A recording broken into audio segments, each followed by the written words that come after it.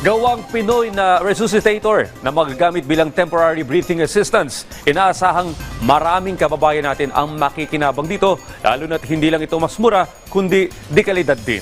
Si Rod Lagusad sa detalye. Sa kasagsagan ng COVID-19 pandemic, nakita ang malaking pangangailangan ng mga ventilator sa bansa. Dahil dito, nabuo ang Philippine-made resuscitator na NMAY na ginawa ng mga researcher mula sa Technological Institute of the Philippines. Ang NMAY ay hango sa Nihongo na ang ibig sabihin ay prolong o extend life.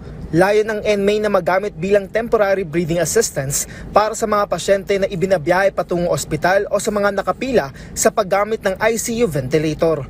At dahil mas maliit, madadala ito sa mga ambulansya at mas mura dahil locally made. Gusto namin mag-provide ng device na kayang mag-support, kagaya ng ventilator, na ma-afford ng ating mga low-level hospitals. Especially ang nangyayari kasi yung mga nandun sa probinsya, para makagamit sila ng mga ganitong devices, kailangan nila lumipad or mag-travel papunta sa mga bigger cities. Sa pamamagitan nito, mas marami ang makaka-afford at makikinabang dito.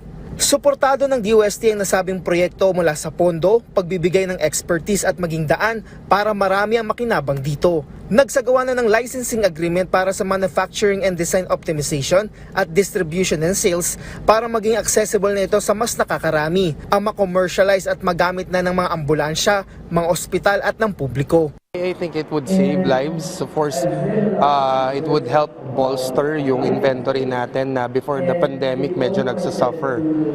DOH actually stated na even way before the pandemic pa, kailangan na natin, short na tayo. So, Siglavent and of course other medical devices being out there in the market would make us or help us become more prepared. Duman na ito sa iba't ibang certification gaya na lang sa Lung Center of the Philippines. Susunod na dito ang Food and Drug Administration. Ito'y para matiyak ang pagiging epektibo, ligtas ang paggamit nito at naaayon sa standard.